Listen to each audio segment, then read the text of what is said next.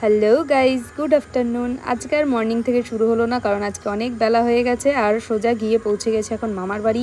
আর মামি এখানে দিয়ে দিয়েছে আমাকে এখন চিকেন আর গরম গরম ভাত। তো সেটা খেয়ে এখন আমি আমার বোনকে নিয়ে বাড়িতে চলে আসলাম, মামার ছোটো মেয়েকে নিয়ে আমাদের বাড়িতে চলে আসলাম। ওকে আনতে গিয়েছিলাম আর অ্যাবাকাস ক্লাস ছিল, তাই এত লেট হয়ে গেল। দেন আমরা বিকেলবেলা একটু হাঁটাহাঁটি করছিলাম, কারণ রাস্তা থেকে প্রচণ্ড হাওয়া দিচ্ছিল আর ঘরে খুব গরম ছিল। আর পাশের বাড়িতে ছিল বিয়ে, তাই সবাই আমার কাছে চলে এসেছে মেহেন্দি পড়তে। হ্যাঁ, আমি কিন্তু সাথে সাথে মেহেন্দিও পড়াতে পারি, তার জন্যই সব কাকিমাগুলো আমার কাছে চলে আসলো মেহেন্দি পড়তে, কারণ যেহেতু আমাদের বাড়ির থেকে দুটো বাড়ি পরেই বিয়ে আছে তার জন্য।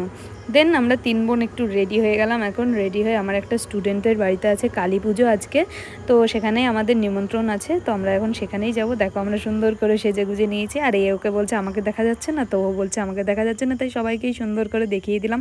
তারপর আমরা চলে গেছি একটু মিষ্টির দোকানে। মিষ্টির দোকান থেকে আমরা কিছু মিষ্টি নিয়ে নেবো, তাই ভাবছিলাম কোন মিষ্টিটা নেব। দেন এই সন্দেশটা ভালো লাগলো, পেস্তা দেওয়া, সেটাই নিলাম।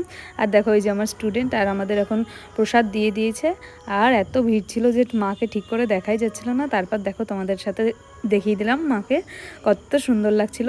তারপর বাড়ি এসেছি, আবার দুজন চলে আসলো মেহেন্দি পড়তে, তো তাদেরকেও এখন পরিয়ে দিচ্ছি। আর এখন বাজে প্রায় রাত 11টা। তো এখনও আমি মেহেন্দি কন্টিনিউ পরিয়েই যাচ্ছি, কারণ কালকে সকালবেলা এনারা চলে যাবে সবাই বরযাত্রীতে, অনেক দূরে, সেই ঝাড়খণ্ডে বিয়ে হচ্ছে। তো আজকের ব্লগ এইটুকুই ছিল। দেখা